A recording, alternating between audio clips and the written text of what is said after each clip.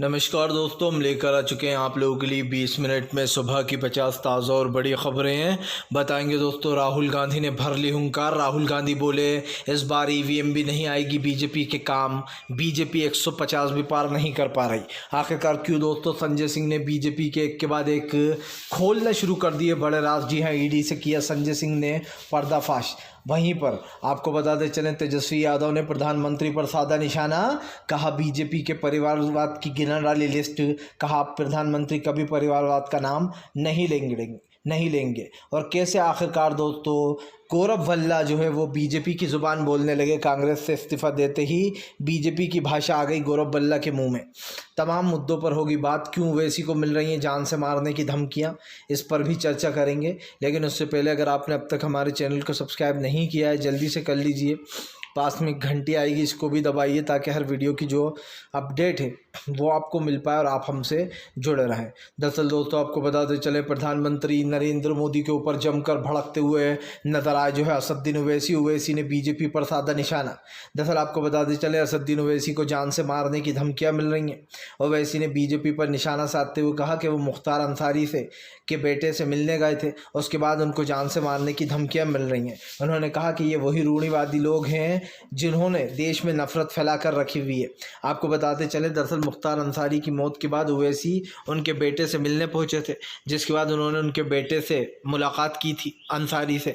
ऐसे में उसके बाद से अब असदुद्दीन ओवैसी को सोशल मीडिया और उनके फ़ोन पर इंटरनेशनल नंबर से उनको धमकियाँ दी जा रही हैं कि मुख्तार अंसारी के परिवार से वो दूर रहे, वरना उसका भी अंजाम वही होगा, तुम्हारा अंजाम भी। आपको बताते चलें, हालांकि ओवैसी पहले भी कह चुके हैं कि उत्तर प्रदेश जो है वो सिर्फ़ और सिर्फ ख़ास कर बंदूक की नोक पर चल रहा है। ऐसे में एक बार फिर से असदुद्दीन ओवैसी को मिल रही धमकियों को लेकर ओवैसी ने फिर से एक बार बीजेपी को घेर लिया और साफ कहा कि इसके पीछे उन रूढ़िवादी लोगों का हाथ है। आपको बताते चले दोस्तों, प्रधानमंत्री नरेंद्र मोदी के ऊपर भड़के राहुल गांधी बोले फिलहाल देश की जनता बीजेपी को 150 भी पार नहीं करने देगी। जो लोग 400 का दावा कर रहे हैं वो 150 भी पार नहीं कर पा रहा है, सब कुछ करने के बाद भी। दरअसल राहुल गांधी ने कहा कि तमाम चीज़ें बीजेपी के पास हैं, उसके पास ईवीएम है, उसके पास तमाम इलेक्शन कमीशन में उसके लोग बैठे हुए हैं।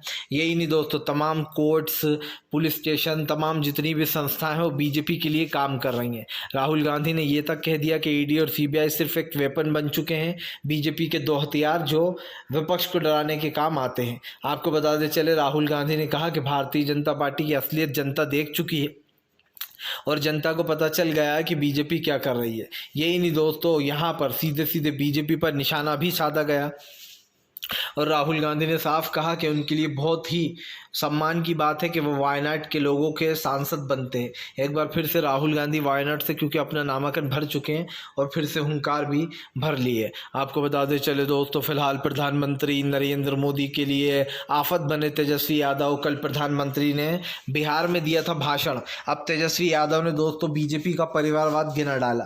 दरअसल दोस्तों, प्रधानमंत्री जहाँ पर भी जाते हैं वो परिवारवाद की बातें करते हैं, लेकिन दोस्तों प्रधानमंत्री खुद भी जानते हैं कि सबसे ज़्यादा परिवारवाद अगर कहीं पर है दोस्तों तो वो बीजेपी में है। लेकिन दोस्तों बीजेपी जो है वो अपने परिवारवाद को छुपा के बाकी सारी पार्टियों का परिवारवाद बताती है। अब प्रधानमंत्री पर तेजस्वी भड़क गए। तेजस्वी ने लिखा, प्रधानमंत्री मोदी जी आज बिहार में प्रथम चरण की 4 सीटों का प्रचार करने आए। चारों सीटों पर जो है यहाँ पर उन्होंने खास करके अपने उम्मीदवारों को उतारा है। इनमें से 2 कथित क्षेत्रीय परिवारवादी परियोजक तथा उम्मीदवार देश की सबसे बड़ी परिवारवादी एवं वंशवाद नेताओं से भरी पड़ी है बीजेपी पार्टी। उन्होंने कहा कि जमुई से अरुण भारती पूर्व एमएलए ज्योति पासवान के सुपुत्र एवं पूर्व केंद्रीय मंत्री स्वर्गीय रामविलास पासवान जी के दामाद हैं। आप समझिए दोस्तों, पहला परिवारवाद, ये 2 परिवारवाद तो यही होगा। एलजी के एमपी व वर्तमान राष्ट्रीय अध्यक्ष के जीजा जी। दूसरा, औरंगाबाद सुशील कुमार सिंह एमपी के पूर्व, आप समझिए, एमपी राम नरेश सिंह के बेटे हैं दोस्तों, जिनको खड़ा किया गया है जो है कुमार सिंह, सुशील कुमार सिंह को। ये किसके बेटे हैं दोस्तों? राम नरेश सिंह के बेटे हैं। तीसरा जो है यहाँ पर सीएम श्री जीतनराम मांझी जी के मंत्री व एवं एमएलसी संतोष सुमन के पिता तथा हिंदुस्तानी आवाज मोर्चा सेकुलर के राष्ट्रीय अध्यक्ष एमएलए साहब ज्योति देवी के समावादी चौथा नाम जो है यहाँ पर दोस्तों उनका नाम बताया गया है श्री ठाकुर जी के बेटे। इसके अलावा दोस्तों कई और नाम हैं जो बीजेपी ने परिवारवाद फैला रखा है। तो आप समझ सकते हैं कि कितना बड़ा परिवारवाद बीजेपी में फैला हुआ है। आपको बताते चले दोस्तों, भारतीय जनता पार्टी के ऊपर भड़के अखिलेश यादव। अखिलेश बोले बीजेपी चाहे कुछ भी कर ले, कितनी ही पावर उसके पास क्यों ना हो, सारी संस्थाएं उसके पास हों, उसके बाद भी वो लोकसभा का चुनाव हार जाएगी। अखिलेश ने कहा इस बार आप मेरा नारा याद रखना, बीजेपी 400 पार नहीं बल्कि 400 हार होने वाली है, और ये नारा बीजेपी को हमेशा याद रहेगा। अखिलेश यादव ने दावा किया कि भारतीय जनता पार्टी का लोकतंत्र पर बिल्कुल भी विश्वास नहीं है उसे। और सबसे बड़ी बात ये दोस्तों कि बीजेपी आज देश के लोकतंत्र में जो सेंध लगाने का काम कर रही है उससे वो कहीं ना कहीं खिसकती चली जा रही है। आप भी जानते हैं कि हमारे देश में महंगाई, गरीबी, बेरोजगारी जैसे मुद्दों ने जगह घेर रखी है, लेकिन सरकार की नीतियां दोस्तों पूरी तरीके से फेल हो चुकी हैं।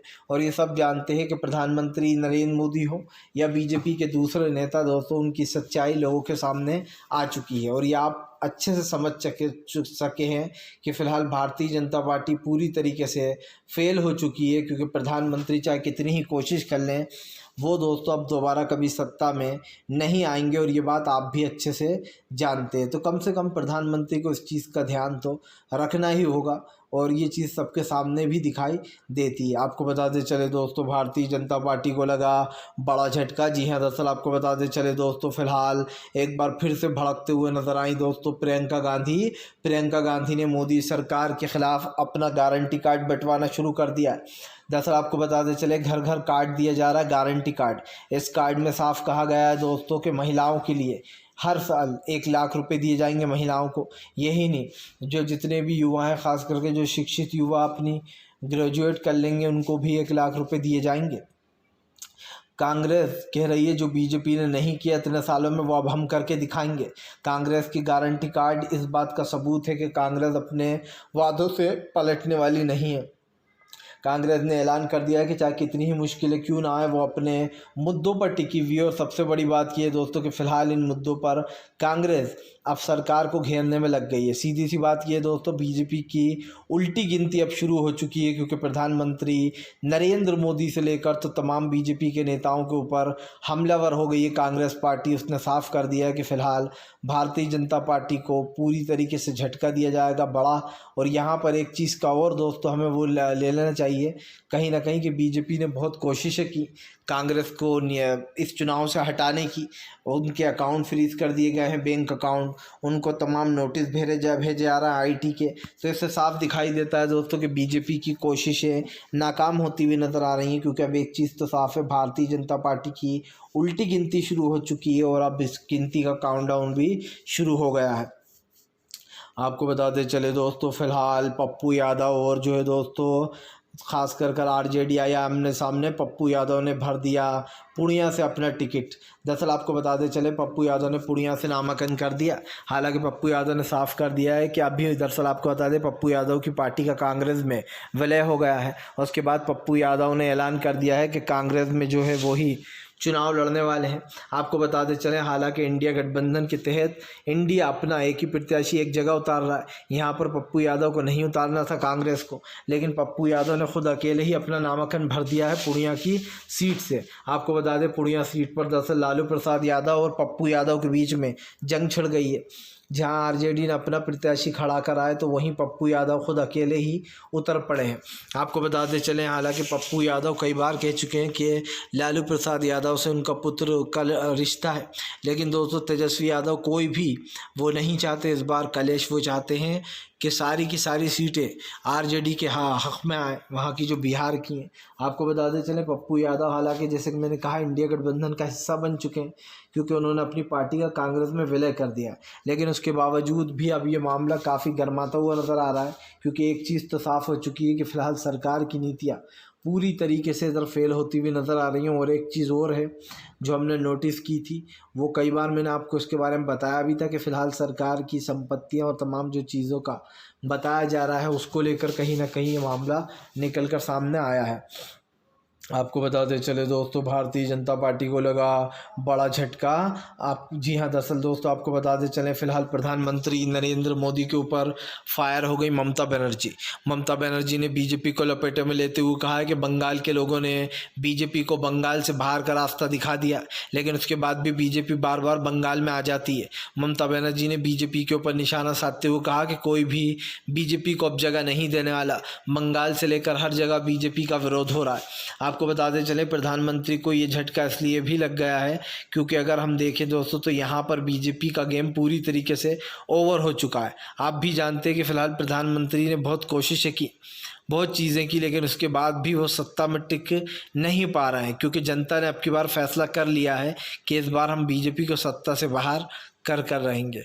क्योंकि दोस्तों जाहिर सी बात है कि इस देश में सबसे बड़ी चीज़ जो है वो है लोकतंत्र, और उसको ख़त्म करने के लिए जो लोग भी आगे आएंगे वो लोगों को तो दोस्तों जाना ही होगा, क्योंकि जाहिर सी बात है हमारा देश एक लोकतांत्रिक देश है, वो उसी से चलेगा जिससे चल रहा था। ममता बनर्जी हों या फिर बीजेपी, दोस्तों सीधी सी बात है, विचारधारा की लड़ाई ममता बनर्जी लड़ रही है और बीजेपी क्या कर रही है दोस्तों, ये सब जानते हैं, किसी से छुपा नहीं है कि बीजेपी किस तरीके देश को चलाना चाह रही है। आपको बताते चले दोस्तों, कांग्रेस ने जारी कर दी बीजेपी के घोटाले मास्टरों की लिस्ट जिनको बीजेपी ने अपनी गोद में बिठाया है।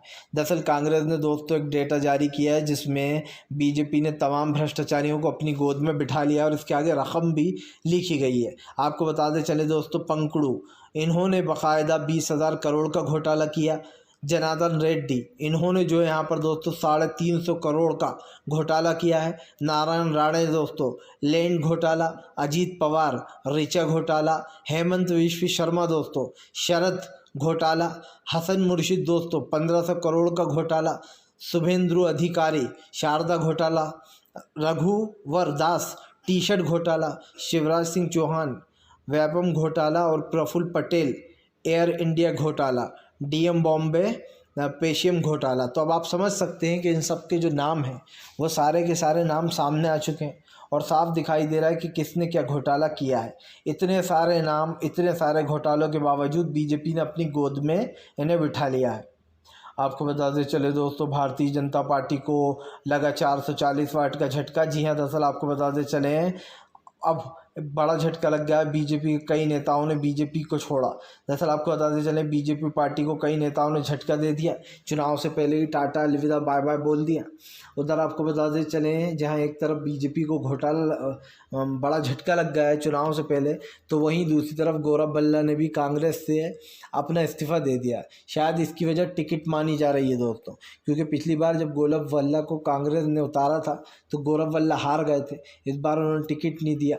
हालांकि गौरव भल्ला ये कह रहे हैं कि वो विचारधारा की वजह से छोड़ना है, क्योंकि कई लोग हैं जो उनसे कहना है कि सनातनी के विरोध बोलो। दरअसल दोस्तों आप अच्छे से जानते हैं कि गौरव भल्ला एक अच्छे इंसान रहे हैं, एक अच्छा स्पोक पर्सन रहे हैं, लेकिन दोस्तों जैसे ही ये लोग कांग्रेस से बाहर आते हैं इनके मुंह से बीजेपी की भाषा निकलने लगती है। कांग्रेस ने दोस्तों कभी किसी सनातनी विरोधी बयान का जिक्र तक नहीं किया, तो वो ये तो कह ही नहीं सकती कि सनातनी विरोधी वो लगाओ नारे।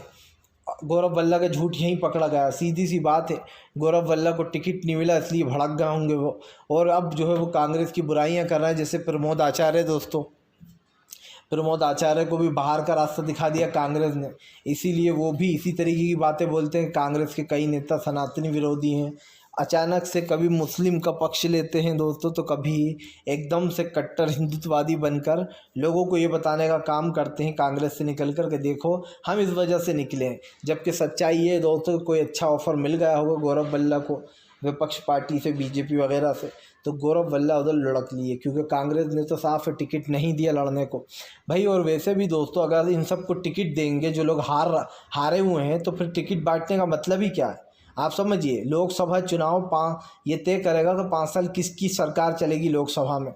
ऐसे में अगर दोस्तों हारे हुए कैंडिडेटों को चुनाव बांटने लगी कांग्रेस, वो टिकट बांटने लगी, तो बीजेपी यूं ही जीत जाएगी।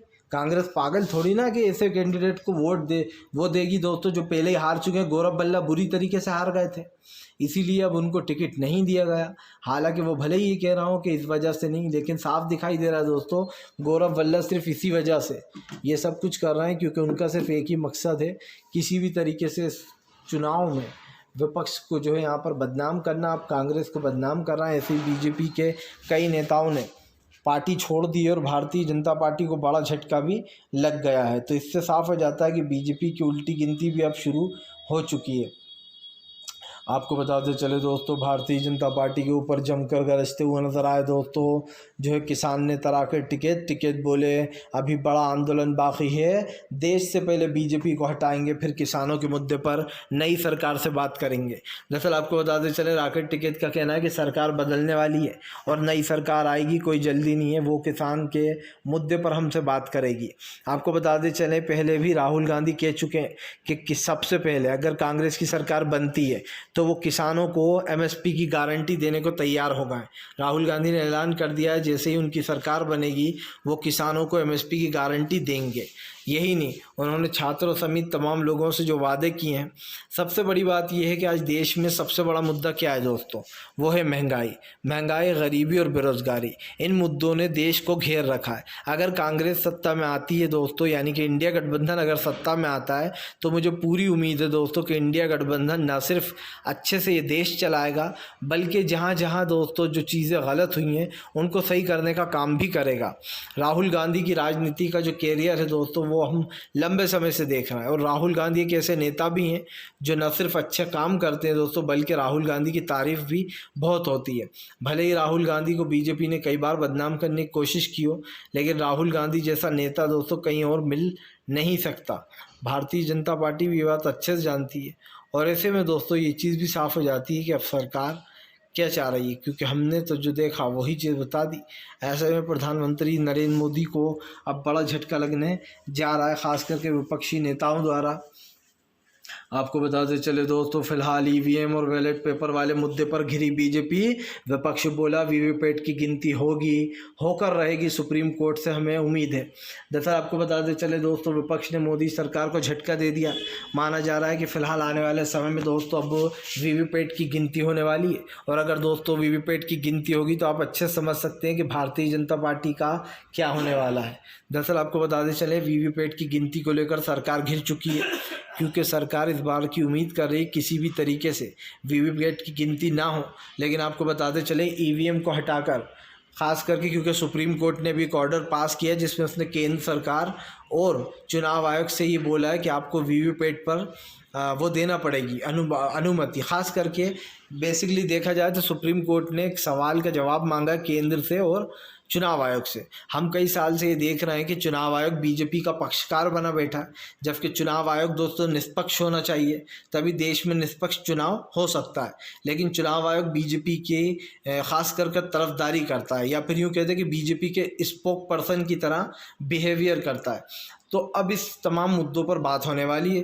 विपक्ष इसलिए खुश है क्योंकि वो हमेशा से कहता रहा है कि ईवीएम में बड़े घोटाले होते हैं। देखिए, बात सिर्फ ईवीएम की नहीं है, बात ईवीएम के साथ जुड़ी हुई उन दो मशीनों की है। एक वीवीपैट है और एक जिसमें नंबर वगैरह आपको दिखते हैं। इसको हटाने की मांग चल रही है और कहा जा रहा है कि भैया वीवीपैट में जितनी भी पर्चियाँ होंगी उसकी गिनती होना ही चाहिए। आपको बताते चले, इन पर्चियों को एक अलग से बॉक्स में डालने की बात की जा रही है और कहा जा रहा है इन पर्चियों को एक अलग बॉक्स में डाला जाए। वीवीपैट की पर्ची जो अंदर ही गिर जाती है उसको बाहर दिया जाए, ताकि वोटर्स को ये पता चल सके कि भैया हमने जिसको वोट डाला है उसी को वोट गया भी है या हमारा वोट वेस्ट चला गया है। क्योंकि जाहिर सी बात है, आपने वोट दबाया कांग्रेस का, चला गया बीजेपी को, तो ये एक बड़ा मुद्दा तो हो ही जाता है दोस्तों। तो कहीं सरकार की जो नीतियां हैं उसके ऊपर सवाल भी खड़े होते हैं। और आप अच्छे से जानते हैं कि ये चीज़ मैं क्यों कह रहा हूँ। कई बार ये साबित हो चुका है कि प्रधानमंत्री से लेकर बीजेपी के तमाम नेता इस चीज़ की ईवीएम का सपोर्ट करते हैं, क्योंकि वो शायद खुद भी जानते हैं कि ईवीएम के बलबूते पर कई चुनाव अब तक जीत चुकी है भाजपा। और ऐसे में अब वीवीपैट वाला मुद्दा सुप्रीम कोर्ट ने फाइनली जवाब मांग लिया है। उम्मीद यही करेंगे कि सुप्रीम कोर्ट इस पर आगे तक जाए और वीवीपैट की जो पर्ची अंदर गिर जाती है ईवीएम के, उसको बाहर देना चाहिए, ताकि वोटर्स को ये पता रहे कि उसने जिस पार्टी को वोट दिया है वो सच में उसको मिला भी है या नहीं। 3-4 सेकंड में कुछ पता ही नहीं चलता किसको वोट डाला, किसको चला गया। फिलहाल